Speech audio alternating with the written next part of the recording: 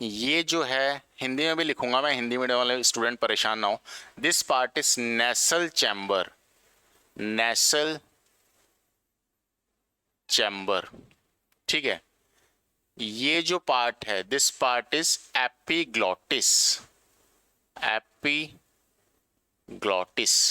ठीक है। This part is trachea, this part is trachea, ठीक है। This part is bronchi, bronchi, ठीक है। This part is bronchiole, bronchiole, ठीक है। This part is alveoli, alveoli, ठीक है। दिस इज पेरिकार्डियल मेम्ब्रेन, हो तो हार्ट में होती है। यहां पे कौन सी मेम्ब्रेन होगी? प्लूरल, प्लूरल मेम्ब्रेन, ठीक है। इसके अंदर एक लिक्विड भरा रहता है, भी बनाऊंगा मैं, जिसको कहते हैं प्लूरल फ्लूइड। क्या कहते हैं? Pleural fluid. अच्छा, ये पूरा क्या बनाया मैंने? ह्यूमन लंग, ह्यूमन लंग्स,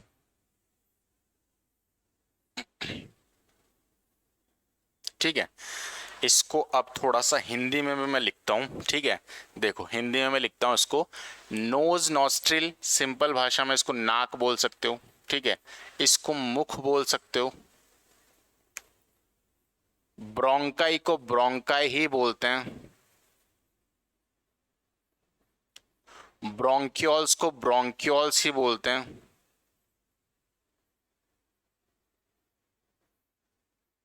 ठीक है।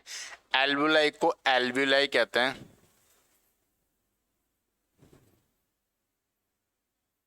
इसके बारे में खास बात याद रखनी है, functional unit of lungs, functional unit of lungs, ये लंग्स की फंक्शनल यूनिट होती है बच्चों, ठीक है। प्लूरल मेम्ब्रेन, यहां पे मैं लिखूंगा प्लूरल,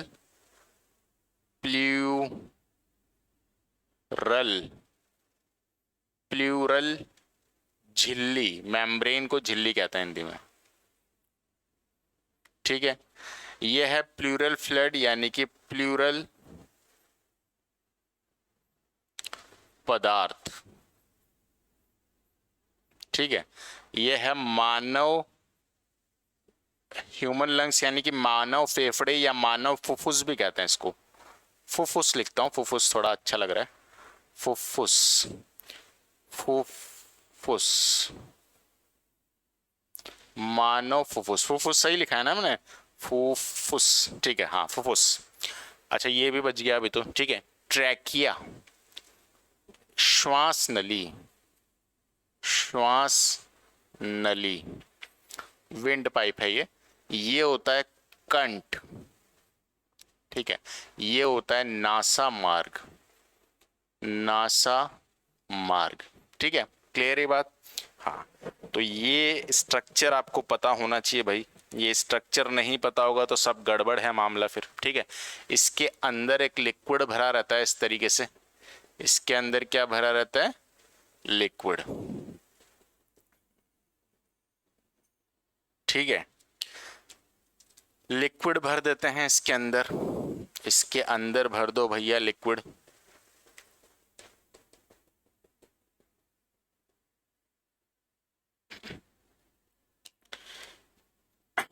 ठीक है, ठीक है, ज्यादा कलरिंग की जरूरत नहीं है। तो ये इस तरीके से जो है आपके लंग्स होते हैं, फेफड़े होते हैं, ठीक है।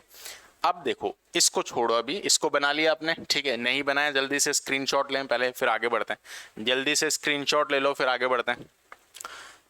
ले लिया स्क्रीनशॉट, चलिए अब आ जाओ इधर। अब इसको भूल जाओ आप, ठीक है, इस पे फोकस करते हैं। ब्रीदिंग क्या होता है और रेस्पिरेशन, कई बच्चे समझते हैं कि ब्रीदिंग और रेस्पिरेशन एक ही चीज होती है, गलत। ब्रीदिंग और रेस्पिरेशन एक चीज नहीं होती। ब्रीदिंग मतलब होता है just inhale and exhale of air, मैं इंग्लिश में भी बोलूँगा, मैं हिंदी में बोलूँगा, तो दोनों ही मीडियम के स्टूडेंट्स को प्रॉब्लम नहीं आएगी, ठीक है। ब्रीदिंग मतलब क्या होता है, just inhale and exhale of air is called breathing, ठीक है। ब्रीदिंग मतलब हवा को अंदर लेना और बाहर छोड़ देना, ये सिर्फ ब्रीदिंग श्वासोच्छ्वास या फिर समातन इसको कहते हैं, ठीक है।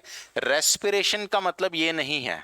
रेस्पिरेशन मतलब हवा को अंदर लेना, हवा फेफड़ों में से ब्लड में जाती है, आपके ब्लड में घुल के वो सेल के अंदर जाती है ऑक्सीजन, और सेल के अंदर वो ग्लूकोज को बर्न करती है, एटीपी बनता है, CO2 बनता है, फिर CO2 बाहर आता है ब्लड में, CO2 लंग्स के पास आता है और लंग्स से फिर CO2 बाहर जाता है, ठीक है। तो ये जो पूरा कंप्लीट प्रोसेस है, this complete process is called respiration. Respiration जो होता है कंप्लीट प्रोसेस है, और ये जो पूरा कॉम्प्लिकेटेड प्रोसेस है इसको अपन रेस्पिरेशन कहते हैं। तो ब्रीदिंग और respiration are two different things, ठीक है। रेस्पिरेशन जो है इसमें चीजें टूट रही हैं, यानी कि ऑक्सीजन जो है तोड़ता है किसको, ग्लूकोज को। तो जिसमें टूटती है चीजें वो कैटाबॉलिक रिएक्शन होता है या एनाबॉलिक रिएक्शन होता है। एनाबॉलिक रिएक्शन में चीजें बनती है, कैटाबॉलिक रिएक्शन ये अपचय की क्रिया। अपचय में क्या होता है, चीजें टूटती है, तो यहाँ पे ग्लूकोज मॉलिक्यूल टूट रहा है, तो respiration is a catabolic process. Anabolic process का एग्जाम्पल होता है फोटोसिंथेसिस, कोई कहीं और भी एग्जाम्पल हो सकते हैं, एक फोटोसिंथेसिस मैंने आपको बताया, ठीक है। ये समझ गए आप, ठीक है। ये क्या होता है इसको लिख देता हूं मैं, ठीक है। ब्रीदिंग मतलब होता है simple inhale and exhale of air, ये होता है ब्रीदिंग, ठीक है। रेस्पिरेशन मतलब क्या होता है, कंप्लीट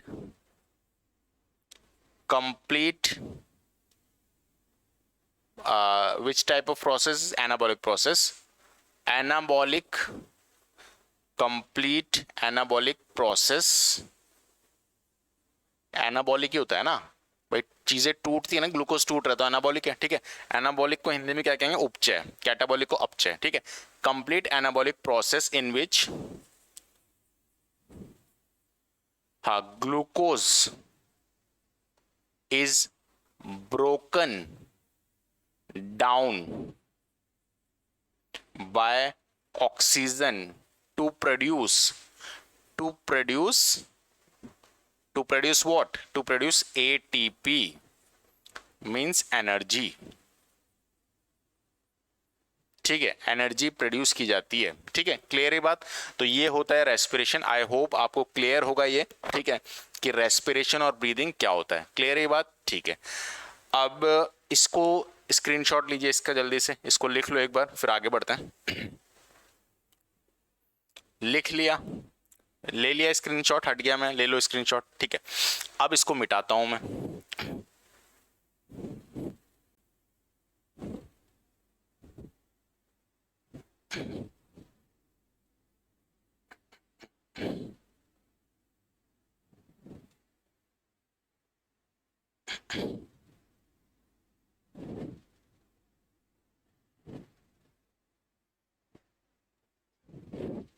देखो, अब इस पर्टिकुलर टॉपिक को अपन पढ़ेंगे कैसे। सबसे पहले तो इंट्रोडक्शन अपन ने देखा, रेस्पिरेशन ब्रीदिंग समझ लिया। अब इसको पढ़ेंगे कैसे, इसको हम कुछ टॉपिक्स में डिवाइड करके पढ़ेंगे। मतलब जो आपका टॉप मेन जो सिस्टम है ना, रेस्पिरेटरी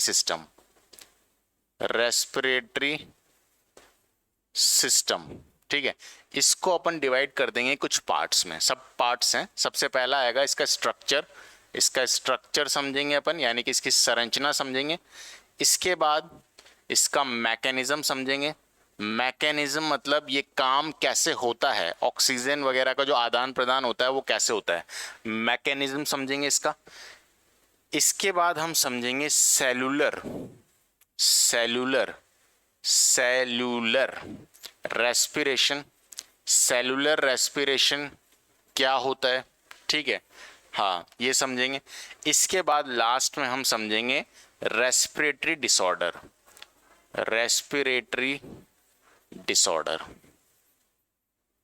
या लंग डिसऑर्डर भी कह सकते हैं, यानी फेफड़ों से संबंधित जो बीमारी होती है वो। तो इस पर्टिकुलर सिस्टम को अपन ऐसे पढ़ेंगे, ठीक है। इससे पूरा ढंग से इसको कर लेंगे। कोई भी क्वेश्चन बनता है अगर, तो सारे बनेंगे आपसे, ठीक है। सबसे पहले स्ट्रक्चर समझेंगे, फिर मैकेनिज्म, फिर सेलुलर रेस्पिरेशन, फिर रेस्पिरेटरी डिसऑर्डर, ठीक है। तो ऐसे समझेंगे इसको। सबसे पहले स्ट्रक्चर की बात करते हैं, स्ट्रक्चर से शुरू करते हैं। स्ट्रक्चर से शुरू कर क्या करना है, स्ट्रक्चर तो बनाया हुआ है मैंने, ठीक है, ये देखो स्ट्रक्चर बना लिया था आपने। इस स्ट्रक्चर को समझ लेते हैं कि स्ट्रक्चर कैसा है। देखो सबसे पहले तो आपके फेफड़े जो होते हैं वो सॉफ्ट होते हैं, तो उनको पेयर में होते हैं फेफड़े, दो होते हैं, एक इधर, लेफ्ट एंड राइट लंग। आपका जो ये लंग होता है, मतलब लेफ्ट लंग जो होता है वो साइज में थोड़ा सा छोटा होता है। यहाँ पे मैंने इक्वली बनाया है, लेकिन ये साइज में थोड़ा सा होता है छोटा, क्योंकि यहाँ पे हार्ट होता है, यहाँ पे आपका दिल होता है, तो उसके लिए स्पेस चाहिए। तो यहाँ पे दिल होता है, आपका हार्ट होता है, तो इसलिए ये साइज में थोड़ा सा छोटा होता है, ये बात याद रखना। लंग्स जो होते हैं बहुत सॉफ्ट होते हैं। ऐसे तो अगर ये ऐसे ही होते तो कोई किसी ने पंच मार दिया तो हमारे लंग्स टूट जाते हैं, ठीक है, कभी हमारे लंग टूट रहे हैं, कभी हार्ट टूट रहा है, ऐसा नहीं होता। लेकिन क्यों? क्योंकि इनको भगवान ने एक मजबूत हड्डी के अंदर दिया हुआ है, हड्डी के पीछे दिया हुआ है। हमारी पसलियां रहती है ना ऐसे 1 2 3, कितनी पसलियां रहती हैं? 14, ठीक है, 14 रहती है ना, 14 रिब्स, हाँ 14 इधर 14 इधर, ठीक है, क्लियर है बात। तो 14 हमारी रिब्स रहती हैं, और रिब्स के पीछे, रिब्स जो है यहाँ एक हड्डी से कनेक्टेड है, स्टर्नम से, और इस हड्डी के बाद ये रिब्स ऐसे घूम के पीछे लगती हैं आपकी, किससे? रीढ़ की हड्डी से। तो ये ऐसा कवच सा, ऐसे खांचा सा बना लेती हैं ये मजबूत, और इसके अंदर आपके जो सॉफ्ट ऑर्गन होते हैं, लंग्स वगैरह या हार्ट, ये सब ट्यूब्स वगैरह जो रहती हैं आपके, ईसोफेगस वगैरह, ये सब इसके अंदर सुरक्षित रहती हैं, ठीक है। तो इसलिए हार्ट डैमेज नहीं होता है, इसलिए लंग्स डैमेज नहीं होते हैं। इसके अलावा भी भगवान ने इसको डबल मेम्ब्रेन के अंदर दिया हुआ है। डबल मेम्ब्रेन है, प्लूरल मेम्ब्रेन इसको कहते हैं, ताकि, और इसके अंदर एक लिक्विड भरा रहता है जिसको प्लूरल फ्लूइड कहते हैं, ठीक है। किसी भी प्रकार का काम करने की वजह से, हीट प्रोड्यूस होने की वजह से इसमें फ्रिक्शन हो जाए, अगर फ्रिक्शन हो जाए तो दीवारें जो हैं घिसने से टूट सकती हैं, लेकिन ऐसा होता नहीं है। क्यों? क्योंकि इसके अंदर जो लिक्विड भरा रहता है वो इसको फ्रिक्शन से बचाता है, वो इसको क्या करता है? फ्रिक्शन से बचाता है, ठीक है, क्लियर है बात। अच्छा, अब यहां से स्टार्टिंग होती है माउथ और नोज, ठीक है। माउथ जो होता है इसको बकल कैविटी भी कहते हैं, नोज को नॉस्ट्रिल कहते हैं, ठीक है। हाँ, सांस यहां से भी ले सकते हैं, यहां से भी ले सकते हैं। क्या फर्क है? लेकिन फर्क है, देखो नोज इसलिए, माउथ इसलिए दिया हुआ है सांस लेने के लिए, माउथ वैसे खाने के लिए रहता है, खाना खाने के लिए, लेकिन माउथ भी एक ओपनिंग है जिससे आप सांस ले सकते हैं। कभी नोज बंद हो जाए आपकी जुकाम वगैरह में, सर्दी वगैरह में, तो हम मर जाते हैं ऐसे, तो ठीक है, तो हम नाक मुंह से सांस ले लेते हैं तब, ठीक है। लेकिन मेनली जो है, ठीक है, हम नाक से ही सांस लेते हैं, और नोज ही सांस लेने के लिए बनाया हुआ है, क्योंकि नोज में दो चीजें रहती हैं। एक तो आपके हेयर्स रहते हैं, छोटे छोटे बाल रहते हैं जो कि डस्ट पार्टिकल को रोकते हैं। दूसरा, नोज में आपका म्यूकस रहता है, ऐसे चिपचिपा सा कुछ रहता है जो गंदगी को वहीं पे रोक लेता है नाक में, ठीक है। तो अंदर जो हवा जाती है वो फ्रेश जाती है, तो इसलिए हमें नाक से ही सांस लेनी चाहिए, मुंह से ज्यादा सांस लेने का प्रयास ना करें, गंदगी अंदर जाती है उससे, ठीक है, क्लियर है बात, ठीक है। नोज से इनहेल क्या आता है, यहां आगे जाएंगे तो नोज और माउथ जो है कनेक्टेड रहते हैं, आपको पता है। कई बार हम कोई चीज ऐसे खाते हैं तो ऊपर चल जाती है, तो ये अंदर कनेक्टेड होता है, पता है आपको, ठीक है। ये जो पार्ट रहता है कनेक्शन वाला, जो एरिया रहता है, उसको नेसल चैम्बर कहते हैं, नासा मार्ग उसको कहते हैं, ठीक है। इसके बाद आगे जाएंगे आप तो ये पार्ट आएगा एपिग्लॉटिस, कंठ वाला पार्ट आता है आपका, ठीक है। यहाँ पे दो ट्यूब रहती है, मैंने आपको बताया था, खाने वाली ट्यूब और हवा वाली ट्यूब। हवा वाली ट्यूब आगे की तरफ रहती है, खाने वाली ट्यूब पीछे की तरफ रहती है। खाने वाली ट्यूब को ईसोफेगस भी बोलते हैं, और हवा वाली ट्यूब को ट्रैकिया भी बोलते हैं, ठीक है, क्लियर है बात। इन दोनों ट्यूब के ऊपर का जो पार्ट रहता है उसको, एक को फेरेंक्स कहते हैं, एक को लैरिंक्स कहते हैं। लैरिंक्स किसको कहते हैं? इसके ऊपर का जो पार्ट रहता है यहाँ पे, उसको लैरिंक्स कहते हैं, और फूड पाइप के ऊपर जो पार्ट रहता है उसको फेरेंक्स कहते हैं, ठीक है। देखो, ल से लैरिंक्स, ल से लंग्स, ठीक है, फ से फेरेंक्स, फ से फूड, ऐसा आप याद रखना। तो जो हवा वाली ट्यूब है ट्रैकिया, उसके ऊपर का जो पार्ट है उसको लैरिंक्स कहते हैं, और ये लैरिंक्स आपका वॉइस बॉक्स भी होता है। जब फेफड़ों से हवा आती है तो इस लैरिंक्स से टकराती है, और ये इस तरीके से वाइब्रेट होता है, और आपकी आवाज़ मोटी या पतली हो जाती है। फिर जीभ की सहायता से आप इसको शब्दों में परिवर्तित कर देते हैं, ठीक है, क्लियर ये बात, तो ये आपको याद रखना है। इसके बाद नीचे आएंगे तो ट्रैकिया आ गया, ठीक है। ट्रैकिया में इस तरीके से क्या रहते हैं बच्चों, ट्रैकिया में ऐसे कार्टिलेजेस, ऐसे मतलब रिंग रहती हैं, रिंग्स रहती हैं ट्रैकिया में। रिंग्स क्यों रहती हैं ट्रैकिया में? ताकि कोलैप्स ना हो, ठीक है। ऐसे हवा कम हो जाती है तो चिपक जाता है, तो हमें सांस लेने में दिक्कत होती है, मर जाते हैं हम, ठीक है। तो ऐसा होता नहीं है, क्योंकि इसके अंदर क्या रहता है, ऐसे रिंग्स से रहती हैं, तो एक कोलैप्स नहीं होता, ठीक है। इसके बाद ये ट्रैकिया यहाँ जाके दो पार्ट्स में डिवाइड हो जाता है ऐसे, ठीक है। ये जो डिवीजन वाला पार्ट है इसको कहते हैं ब्रोंकाई। ये आगे जाके और बारीक चीज़ों में, बारीक नलियों में डिवाइड होता है जिसको अपन कहते हैं ब्रोंकियोल्स, और लास्ट में ये गुब्बारे नुमा संरचना में तब्दील हो जाता है जिसको अपन कहते हैं एल्वुलाई। ये एल्वुलाई जो है वो फंक्शनल यूनिट है लंग्स की। फंक्शनल यूनिट से क्या मतलब है, मतलब सबसे छोटी वो इकाई फेफड़ों की जहां पे मेन फंक्शनिंग हो रही है। तो मेन फंक्शनिंग जो होती है, मतलब ऑक्सीजन CO2 का जो आदान प्रदान है, डिफ्यूजन जो है, वो मेनली होता कहाँ है, वो एल्वुलाई के अंदर होता है, ठीक है। इसलिए एल्वुलाई जो है वो फंक्शनल यूनिट है लंग्स की, ये आप याद रखना, ठीक है। क्लियर ही बात। अच्छा, इसके बाद ये जो मेम्ब्रेन है, प्लूरल मेम्ब्रेन है, इसके अंदर जो लिक्विड रहता है, प्लूरल फ्लूइड रहता है, ये मैंने आपको बता ही दिया। तो ये हो गया आपका स्ट्रक्चर, ठीक है। स्ट्रक्चर पूरा ढंग से समझ में आ गया आपको, ठीक है। तो पहला पार्ट अपना कंप्लीट हुआ स्ट्रक्चर। अब मैं आपको बताता हूँ मैकेनिज्म। एक बार इसका स्क्रीनशॉट लें फिर आगे बढ़ते हैं, ठीक है।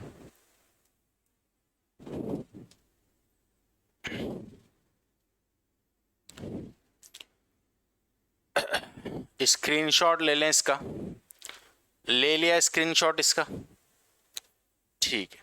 तो अब अपन समझेंगे इसका मैकेनिज्म। इसका क्या समझेंगे, मैकेनिज्म, ठीक है। तो इसको रब करता हूं मैं।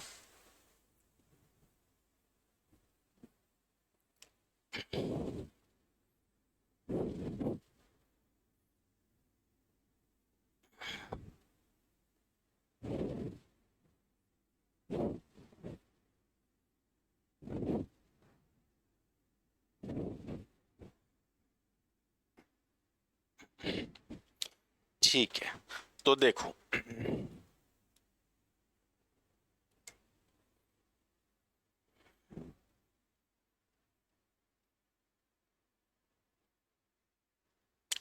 मैकेनिज्म क्या है, बेसिकली अपन को ये समझना है कि ये जो एल्वुलाई है इसके अंदर ऑक्सीजन CO2 का आदान प्रदान कैसे हो रहा है, मतलब ब्लड में ऑक्सीजन जा कैसे रहा है, CO2 ब्लड से वापस कैसे आ रहा है, ठीक है। ये चीजें अपन को समझनी है। तो इस एक एल्वुलाई को मैं बाहर निकालता हूँ, इसको बड़ा करके मैं बनाता हूँ, ठीक है। इसको माइक्रोस्कोप से देखा, मान लीजिए अपन ने इस एल्वुलाई को क्या देखा, अपन ने इलेक्ट्रॉन माइक्रोस्कोप से देखा, ठीक है। तो ये ऐसे बड़ा सा मैं एल्वुलाई बना देता हूँ, ठीक है। क्लियर ही बात। अच्छा, ये जो एल्वुलाई रहता है इसके आसपास, जैसे लंग्स हैं तो इसके आसपास यहाँ पे ब्लड वेसल्स रहेंगी ना, ऐसे ऐसे ब्लड वेसल्स रहेंगी, हर ऑर्गन के पास रहती हैं, ठीक है। उसी से तो डिफ्यूजन होगा, ठीक है। तो इसके आसपास भी क्या रहेंगे, ऐसे ब्लड वेसल रहेगी, इसके अंदर इस तरीके से ब्लड बह रहा होगा, ठीक है। ये क्या है, ब्लड वेसल है, इसके अंदर क्या बह रहा है, ऐसे ब्लड बह रहा है, ठीक है। क्लियर है बात। अब जब हम सांस लेंगे, जब हम सांस लेंगे तो इनके अंदर जाके क्या भर जाएगा, एयर भर जाएगी, ठीक है। इसके अंदर क्या भरेगा, ऑक्सीजन CO2, ऑक्सीजन ही भरेगा, नहीं ऐसा तो नहीं है। नाक में देखो, नाक में गंदगी को छानने के लिए फिल्टर है, हेयर्स हैं या आपके म्यूकस है, लेकिन नाक में ऐसे कोई सिस्टम, ऐसा कोई मशीन थोड़ी है कि नहीं नहीं ऑक्सीजन को अंदर जाने दो, CO2 को अंदर मत जाने दो, नहीं ऐसा तो नहीं होता। जिस एनवायरनमेंट में हम होंगे, एनवायरनमेंट में जो भी चीज़ें होंगी सब हमारे अंदर चल जाएगी, ठीक है। तो इसके अंदर एल्वुलाई के अंदर सभी चीज़ें आके भर जाएंगी, जो भी गैस होगी, ऑक्सीजन भी भर जाएगा इसके अंदर, ठीक है। CO2 भी भर जाएगा, अलग अलग गैसेस, मतलब जो भी गैसेस हैं इसके अंदर वो इसके अंदर क्या हो जाएंगी, आके भर जाएंगे ऐसे, ठीक है। क्लियर है बात। अब क्या होगा, अब हमने खाया खाना, हमने खाना खाया, ठीक है। हाँ, हमने खाना खाया, यहाँ पे एक ऑर्गन बना देता हूँ, मान लीजिए पाँव बना देता हूँ मैं। ये कैसा बन गया पाँव मुझसे, ये ठीक है, ये पाँव है, मान लो सुंदर पाँव बनाता है ना थोड़ा, ये पाँव, ठीक है। ये पाँव का एक सेल है आपका, ये पाँव का क्या है, एक सेल है। आपने खाना खाया, ठीक है, तो ग्लूकोज ब्लड में घुला और इस सेल के अंदर ग्लूकोज पहुंच गया, इसके अंदर ग्लूकोज है, लेकिन अब इसको ऑक्सीजन भी चाहिए, तभी खाना बर्न होगा, जिसको ऑक्सीडेशन ऑफ फूड कहते हैं या साधारण भाषा में खाने का जलना कहते हैं, तभी तो ऊर्जा यानी कि ATP बनेगा, ठीक है। तो यहाँ पे अपन को क्या चाहिए कि ऑक्सीजन पहुंचे यहाँ पे। अब ऑक्सीजन वहां तो कैसे पहुंचेगा, पहले तो ऑक्सीजन अंदर ही नहीं आया ब्लड में, ठीक है। तो अब क्या होगा, ये ऑक्सीजन आएगा अंदर, ये ऑक्सीजन जो है क्या होगा, अंदर आएगा, ये ऑक्सीजन ऐसे आ जाएगा अंदर, ठीक है। क्लियर ही बात। लेकिन सवाल मेरा आपसे ये है कि ऑक्सीजन अंदर क्यों आया या कैसे आया, ठीक है। देखो, क्या यहाँ पे कोई झिल्ली मेम्ब्रेन वगैरह कुछ नहीं है, मेम्ब्रेन है तो फिर ऑक्सीजन अंदर कैसे आ गया।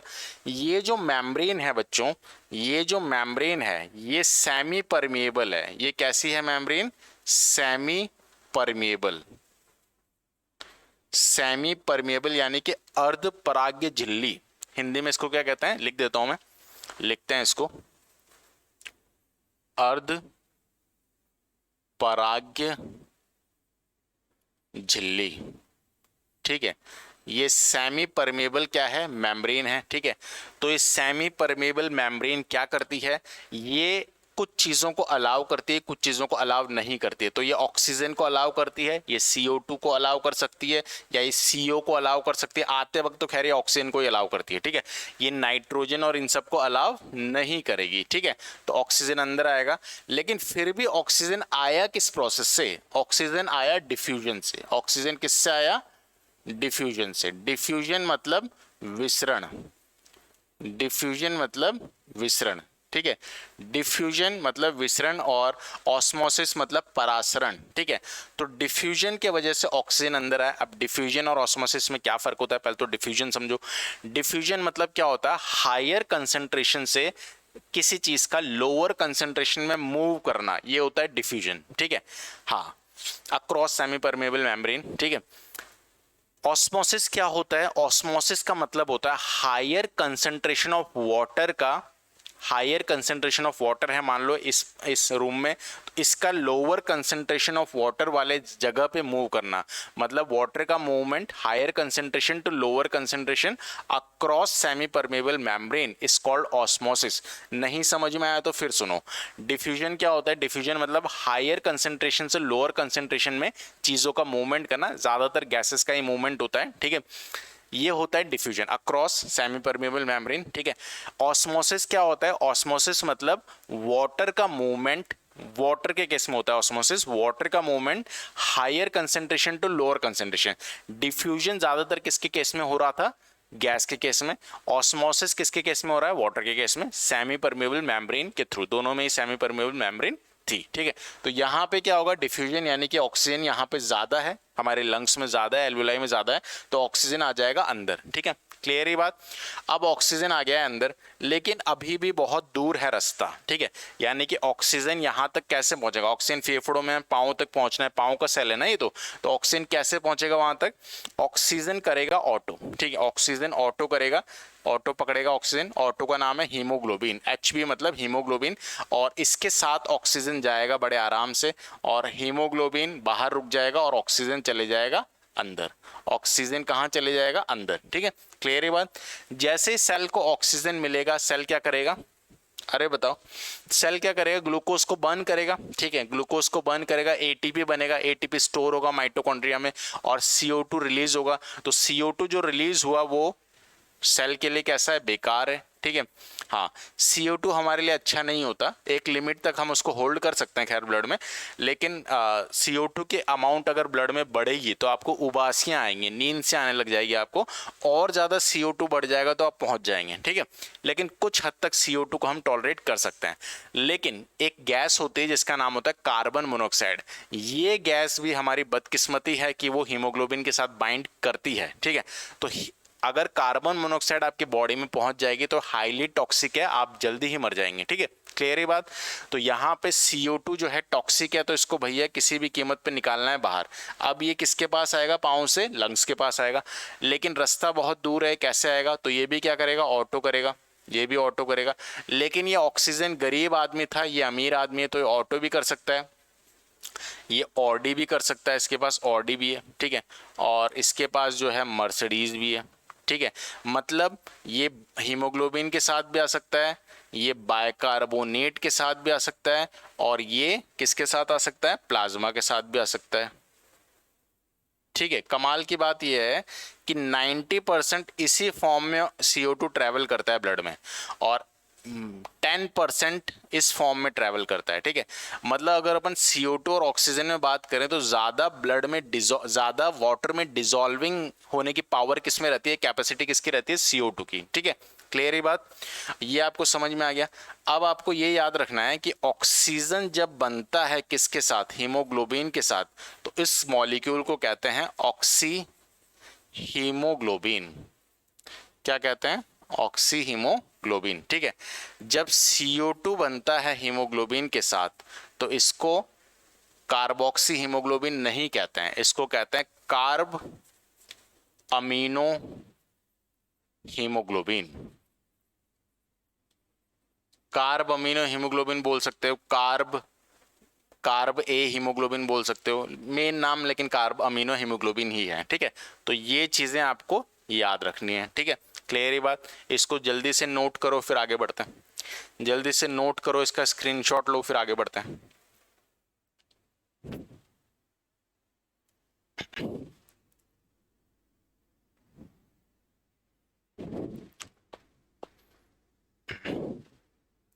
ले लिया स्क्रीनशॉट, ठीक है, अब आगे बढ़ते हैं। देखो अब देखो,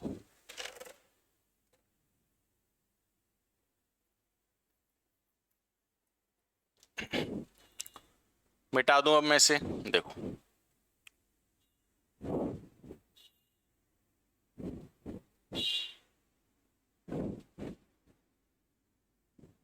इस पूरे को ही मिटा देता हूं। अब क्या काम आएगा ये। अब अपन को क्या समझना है, मैकेनिज्म समझ लिया। अब अपन को समझना है सेलुलर रेस्पिरेशन। क्या समझना है, सेलुलर रेस्पिरेशन। तो बच्चों आप समझेंगे सेलुलर रेस्पिरेशन।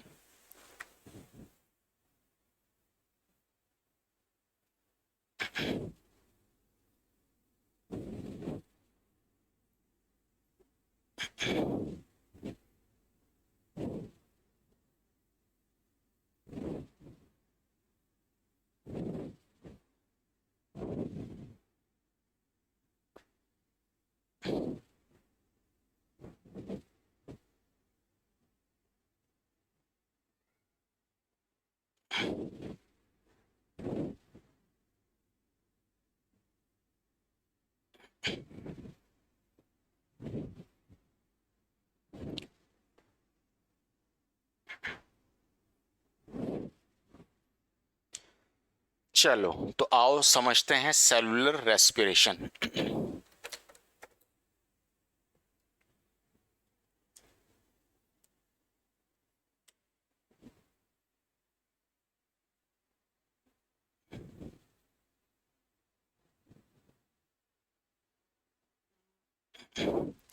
सेलुलर रेस्पिरेशन को हिंदी में कहा जाता है कोशिकीय कोशिकीय श्वसन। ठीक है, ये है सेलुलर रेस्पिरेशन। ठीक है, देखो सेलुलर रेस्पिरेशन होता क्या है। सबसे पहले एक सेल बनाता हूं मैं सिंपल सा। यहाँ ये एक मान लो एक सेल है सिंपल सा। ठीक है, इसके पास क्या है, इसको अच्छा बनाता हूं मैं यार, बढ़िया सुंदर सा बनाएंगे अपन। ठीक है, देखो ये सेल है ऐसा। ठीक है, एनिमल सेल है ये न्यूक्लियस है। ये इसका क्या है, माइटोकॉन्ड्रिया है। ठीक है, ये इसका क्या है, साइटोप्लाज्म है। ठीक है, तो क्या होता है जब हम सांस लेते हैं, अभी पूरा अपन ने पढ़ा, तो ऑक्सीजन आता है अंदर। क्या आता है, ऑक्सीजन अंदर आता है। O2 अंदर आएगा बाहर से। ठीक है, और बाहर वापस क्या निकलता है, जब ये पूरा प्रोसेस हो जाता है तो वेस्ट के फॉर्म में जो है CO2 बाहर निकलता है। क्या निकलता है बाहर, CO2। ठीक है, क्लियर है बात। हाँ, जब ये ऑक्सीजन अंदर आता है तो इसके अंदर ऑलरेडी एक चीज होती है पहले ही, जिसका नाम होता है क्या, ग्लूकोज। क्या नाम होता है, ग्लूकोज। ठीक है, तो जब ये ऑक्सीजन अंदर आता है तो इसका काम होता है ग्लूकोज को बर्न करना। ठीक है, लेकिन शुरू में जब ये साइटोप्लाज्म में आता है, ये जो साइटोप्लाज्म वाला एरिया है ना, साइटोप्लाज्म, अरे पता है ना ये सब तो। साइटोप्लाज्म क्या होता है, कोशिका झिल्ली। ठीक है, सॉरी कोशिका द्रव्य। ठीक है, और माइटोकॉन्ड्रिया सूत्र कणिका। ठीक है, तो ये जो पार्ट होता है इसमें ये ऑक्सीजन यूज नहीं होता है। ठीक है, और इसके एब्सेंस में ही खाना बर्न होता है। उसको अपन कहते हैं एनारोबिक रेस्पिरेशन। यानी कि ऑक्सीजन का इस्तेमाल नहीं हुआ तो ऑक्सीजन के एब्सेंस में ही खाना बर्न हुआ, तो एनारोबिक रेस्पिरेशन कहलाता है। ठीक है, इसके बाद क्या होता है, ये ऑक्सीजन एंटर करता है माइटोकॉन्ड्रिया के अंदर। ठीक है, और माइटोकॉन्ड्रिया के अंदर अगेन फिर प्रोसेस आगे बढ़ता है, यानी कि ग्लूकोज मॉलिक्यूल के टूटने का जो प्रोसेस है वो आगे प्रोसीड होता है। और अब माइटोकॉन्ड्रिया के अंदर ऑक्सीजन के प्रेजेंस में ग्लूकोज मॉलिक्यूल को तोड़ने का काम शुरू होता है, ठीक है। तो वो प्रोसेस जो है वो कहलाता है एरोबिक रेस्पिरेशन, ठीक है। तो एनारोबिक रेस्पिरेशन और एरोबिक रेस्पिरेशन समझ में आ गया होगा आपको। एरोबिक रेस्पिरेशन जो है साइटोप्लाज्म में होता है और ये ऑक्सीजन के एब्सेंस में होता है, जैसे कि नाम ही क्लियर बता रहा है आपको। ऑक्सीजन के प्रेजेंस में जो रेस्पिरेशन होता है वो होता है आपके माइटोकॉन्ड्रिया के अंदर, ठीक है। उसको कहते हैं अपन एरोबिक रेस्पिरेशन, और ये बाहर जो हो रहा था ये एनारोबिक रेस्पिरेशन था, ठीक है। तो ये जो पूरे कार्यक्रम हो रहा है इसको अपन सेलुलर रेस्पिरेशन बोलते हैं, ठीक है। क्लियर ये बात। सेलुलर रेस्पिरेशन दो टाइप का होता है। सेलुलर रेस्पिरेशन जो है दो टाइप का होता है। कौन कौन सा? देखो, सबसे पहला होता है एनारोबिक रेस्पिरेशन। एनारोबिक रेस्पिरेशन, ठीक है। और दूसरा होता है एरोबिक। एनारोबिक एरोबिक रेस्पिरेशन, ठीक है। देखो, एनारोबिक रेस्पिरेशन जो है, सबसे पहली बात, ये जो रेस्पिरेशन है, ठीक है, ये ऑक्सीजन के एब्सेंस में होता है, ठीक है। तो इसमें मैं लिखता हूं glucose break down in absence of O2, ठीक है। यहां पे हम क्या लिखूंगा कि ग्लूकोज मॉलिक्यूल जो है, glucose break down in presence of O2, ठीक है। प्रेजेंस ऑफ O2, यहां पे ऑक्सीजन के एब्सेंस में होगा प्रोसेस, यहां पे प्रेजेंस में होगा, ठीक है। ये जो प्रोसेस है इसका एक और नाम है also known as glycolysis. Glycolysis, ठीक है। ये जो प्रोसेस है इसका एक और नाम है also known as Krebs cycle. Hans Adolf Krebs नाम के एक साइंटिस्ट थे, उन्होंने सबसे पहले बताया था, इसलिए क्रैब साइकिल भी इसको बोलते हैं, ठीक है। ये जो प्रोसेस है ये कहां होता है? It take place in cytoplasm. ये कहां होता है? कोशिका द्रव्य में होता है, ठीक है। और ये जो प्रोसेस है वो कहां होता है? माइटोकॉन्ड्रिया में। तो मैं लिख देता हूं it take place in mitochondria, ठीक है। ये जो प्रोसेस है इसमें कितने एटीपी बनते हैं? 4 ATP is produced, out of which 2 ATP is used up। इसका क्या मतलब है बताऊंगा अभी। इसमें कितने ATP बनते हैं? 36 ATP is produced, ठीक है। देखो, यहां पे इस प्रोसेस में 4 एटीपी बनते हैं, लेकिन 2 एटीपी प्रोसेस को आगे करवाने में खर्च हो जाते हैं, ठीक है। ऐसा है कि मान लो 100 रुपये आपको मिले, आप बाहर गए कोई चीज़ लेने के लिए और 20 रुपये का आपने नाश्ता कर लिया, तो अब 20 रुपये खर्च हो गए आपसे। तो वैसा ही कुछ समझें कि यहाँ पे 4 एटीपी बने थे, लेकिन 2 एटीपी प्रोसेस को आगे, यहाँ से पहले ये होता है ना, फिर ये होता है, तो प्रोसेस को आगे कराने में 2 एटीपी खत्म हो गए, तो 2 एटीपी शेष बचे, ठीक है। यहाँ पे 36 एटीपी बनते हैं, यहाँ पे आगे प्रोसेस हो ही नहीं रहा अब, तो यहाँ पे 36 के 36 बचते हैं, ठीक है। ये पूरा जो प्रोसेस है ये किसके लिए हुआ? एक ग्लूकोज के मॉलिक्यूल को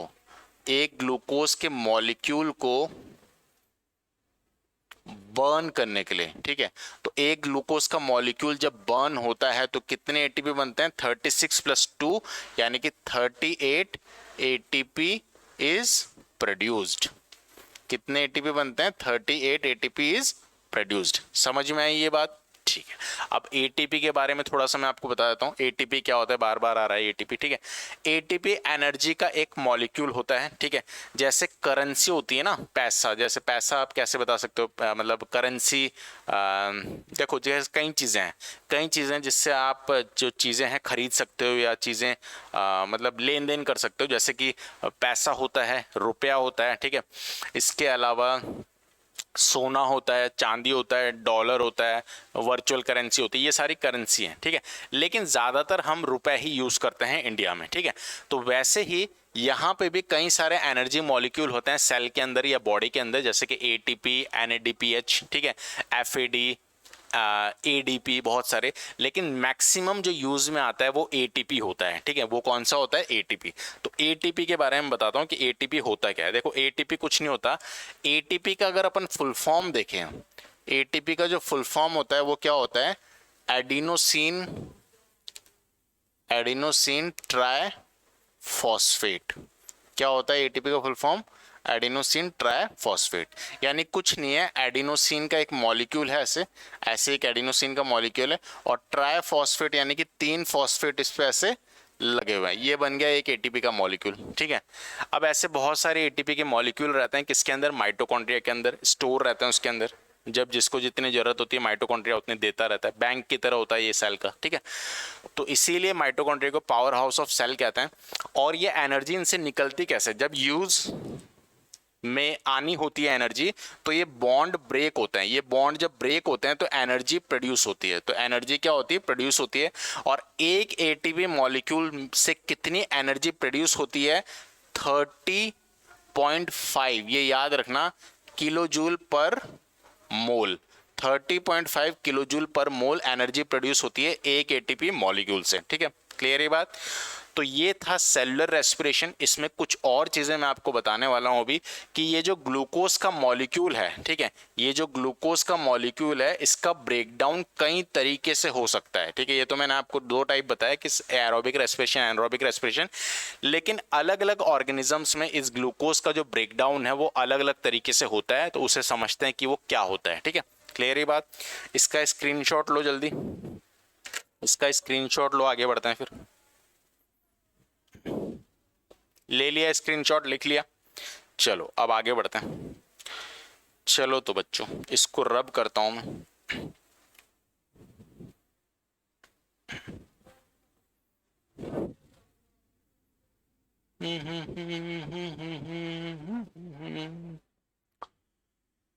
तुम साथ हो जब अपने, दुनिया को दिखा देंगे, हम मौत को जीने के अंदाज सिखा देंगे।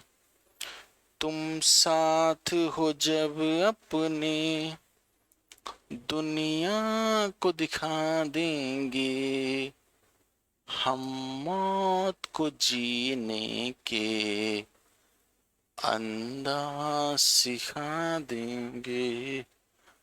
तुम साथ हो जब अपने, दुनिया को दिखा देंगे, हम मौत को जीने के। ठीक है, तो आगे बढ़ते हैं अब। हाँ, तो अब अपन को क्या समझना है कि ग्लूकोज मॉलिक्यूल जो होता है उसका ब्रेकडाउन कैसे होता है अलग अलग ऑर्गेनिज्म में। ग्लूकोज को ग्लूकोज ही कहते हैं हिंदी में, ठीक है। फॉर्मूला क्या है इसका, C6H12O6, ठीक है। तो नाम से क्लियर है, ये 6 कार्बन मॉलिक्यूल होता है। ये कैसा मॉलिक्यूल होता है, 6 कार्बन का। तो 6 कार्बन मॉलिक्यूल ये होता है, ठीक है। अब इससे क्या होगा, ब्रेकडाउन। तो ये पूरा क्या बता रहा हूं मैं, ये पूरा बता देता हूं मैं आपको क्या बता रहा हूं। Breakdown of glucose by various pathway, ठीक है। अलग अलग पाथवे में ब्रेकडाउन जो है ग्लूकोज का वो अलग अलग तरीके से होगा, ठीक है। देखो सबसे पहले कोई भी पाथवे है, सबसे पहले ग्लूकोज से क्या बनेगा, पायरुवेट, पायरुवेट बनेगा। पायरुवेट जो है वो 3 कार्बन मॉलिक्यूल होता है, 3 कार्बन मॉलिक्यूल, मॉलिक्यूल, ठीक है, क्लियर ये बात। अब ये पायरुवेट जो है इससे आगे 3 तरह से ये अलग अलग जगह जा सकता है, ठीक है। देखो एक तो ये यीस्ट की बॉडी में हो सकता है, ये यीस्ट में हो सकता है, यीस्ट में इसका ब्रेकडाउन कैसे होगा, ठीक है।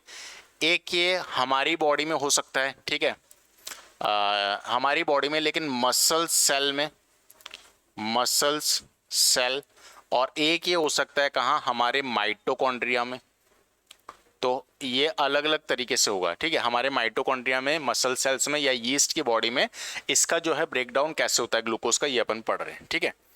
तो देखो यहाँ पे जब ये प्रोसेस होगा तो ये ऑक्सीजन की एब्सेंस में होगा, O2 जो है इज एब्सेंट, ऑक्सीजन क्या है यहाँ एब्सेंट है, यहां पे भी ऑक्सीजन जो है वो क्या है, एब्सेंट है, ठीक है।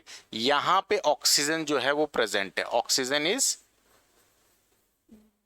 प्रेजेंट, ठीक है, क्लियर ये बात। अच्छा अब देखो क्या होगा जब ये प्रोसेस होगा फर्स्ट वाला, ठीक है। हाँ तो पहले इसको लिख लेते हैं, चलो माइटोकॉन्ड्रिया वाले को लिख लेते हैं, ठीक है।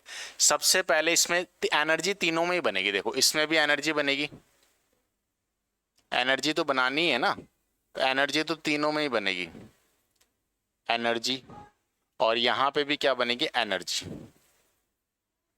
ठीक है। लेकिन एनर्जी के साथ अलग अलग चीजें बनेगी, ठीक है।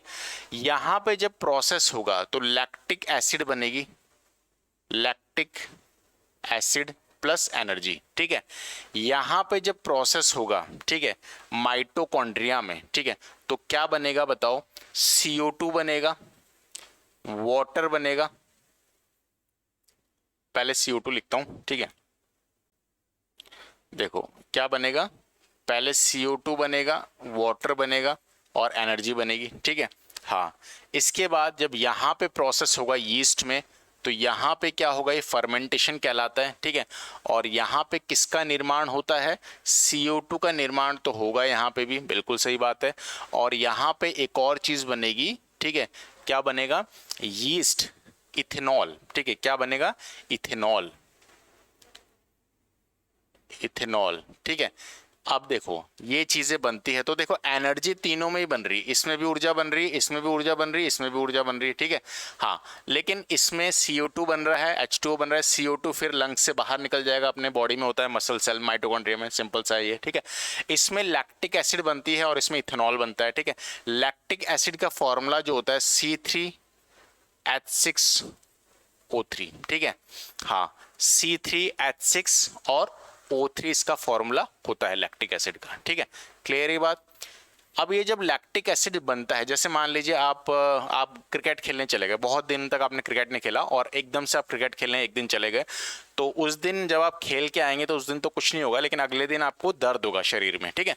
तो ऐसा क्यों होता है, क्योंकि जितनी आपकी एनर्जी थी या जितनी क्षमता थी उससे ज़्यादा आपने मेहनत कर ली उस दिन, ठीक है।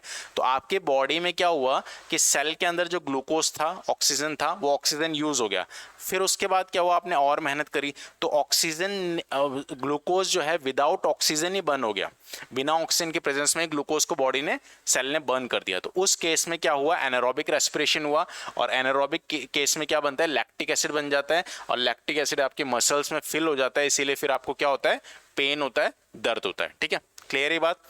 यहां पे ये जो प्रोसेस है ये अल्कोहल फॉर्मेशन, अल्कोहल का फॉर्मेशन, अल्कोहल फॉर्मूला क्या होता है, C2H5OH, ठीक है, क्लियर ये बात, C2H5OH, ठीक है।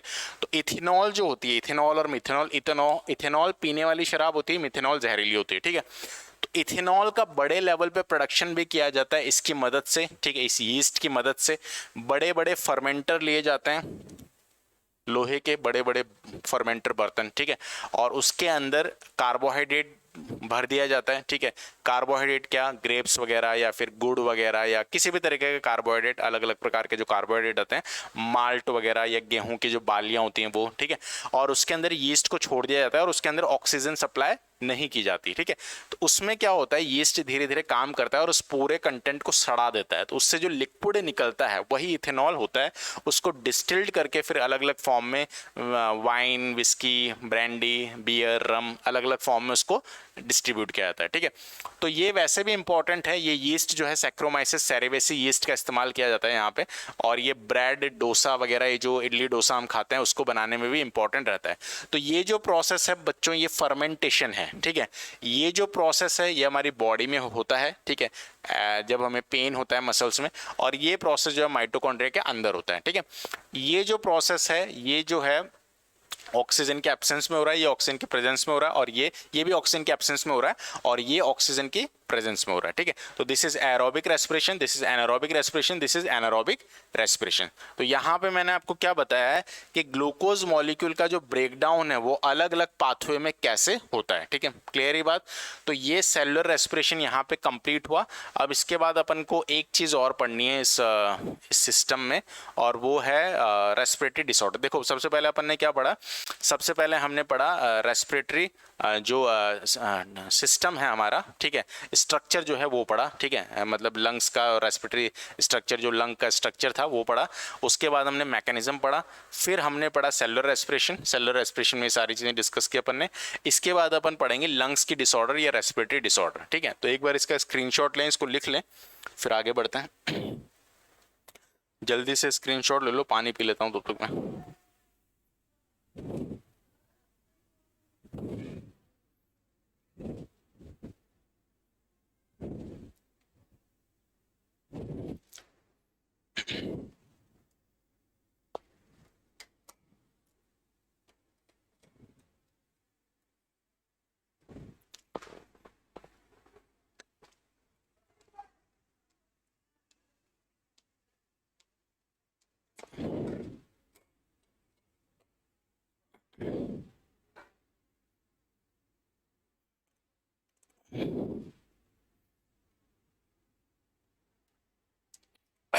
चलिए लिख लिया, अब इसे मिटाया जाए।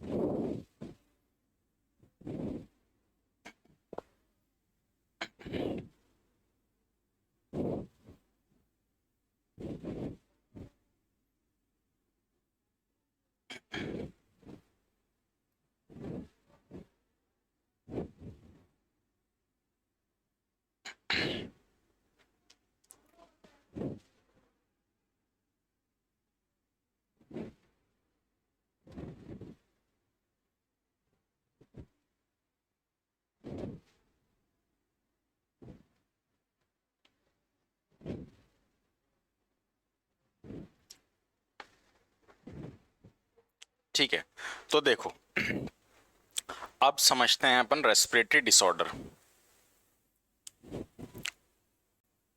या लंग्स डिसऑर्डर भी कह सकते हैं, लंग डिसऑर्डर्स, ठीक है।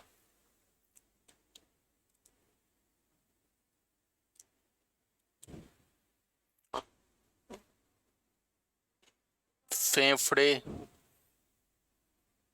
संबंधी रोग, ठीक है। सबसे पहली डिजीज है इसमें लंग कैंसर, लंग कैंसर यानी कि फेफड़ा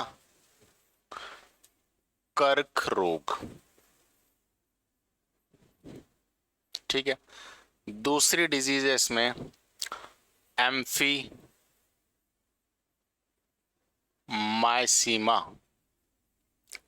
ठीक है।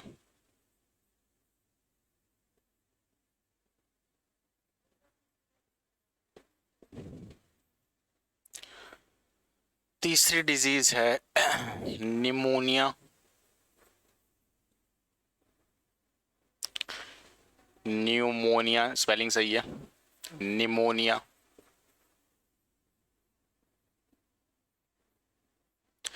और कौन सी डिजीज आती है बताओ? निमोनिया हो गया, टीबी, ट्यूबरक्लोसिस, टीबी, इसको अपन हिंदी में क्षय रोग कहते हैं, ठीक है। और कौन सी डिजीज आती है? Occupational lung, occupational lung disorder, ठीक है। हाँ, व्यावसायिक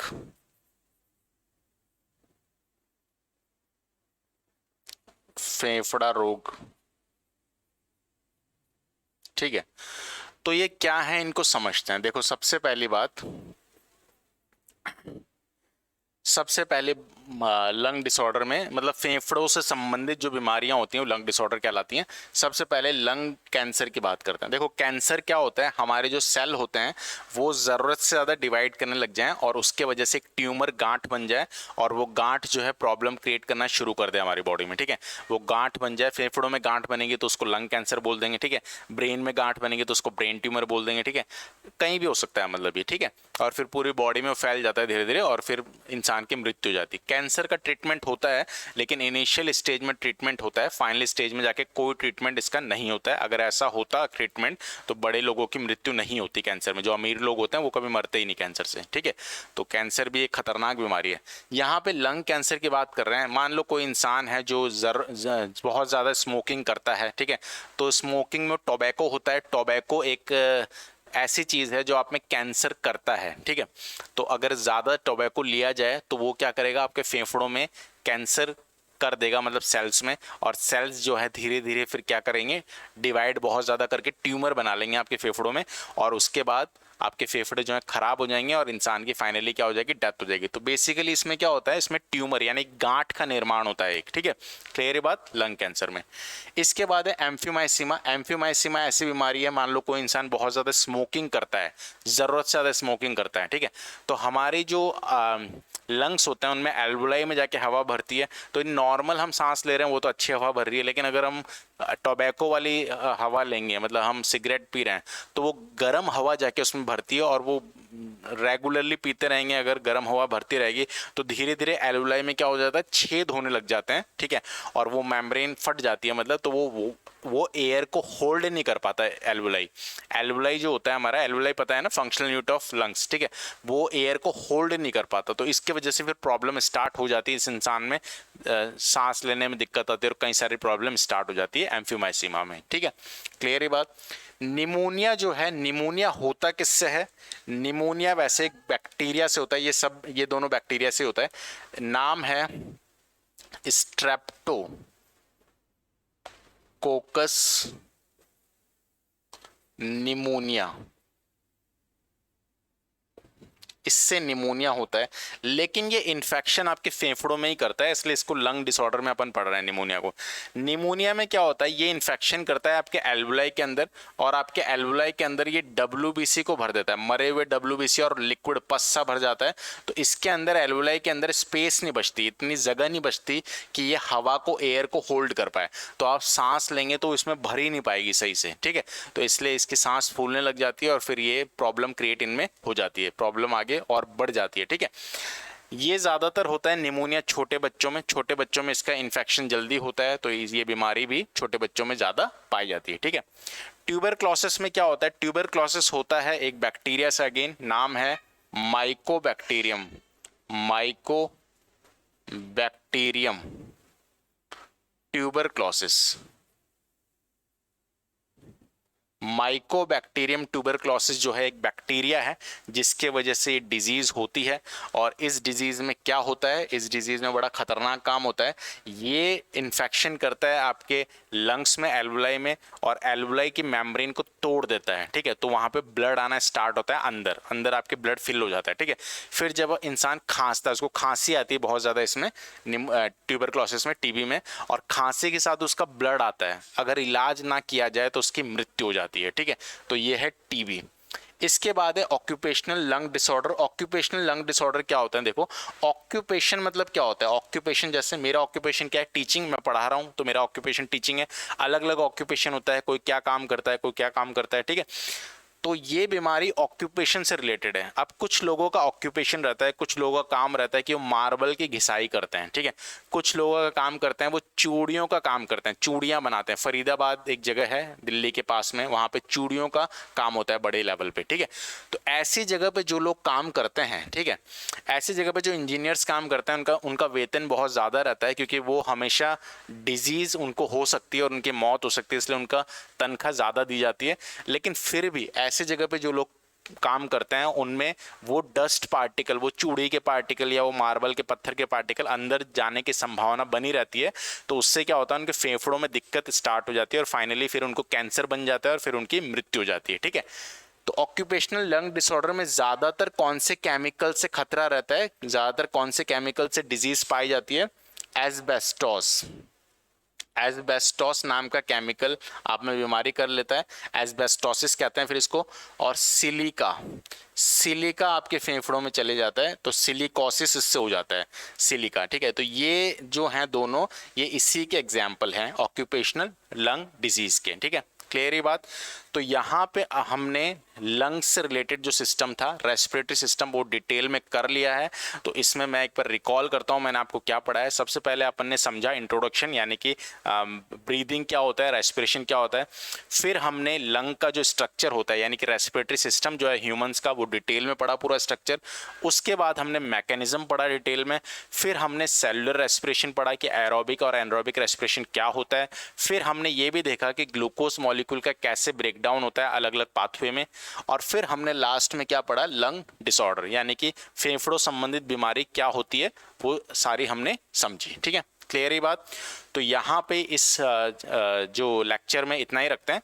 नए लेक्चर में किसी और सिस्टम के साथ, किसी और टॉपिक के साथ आपसे मुलाकात होगी। Thank you.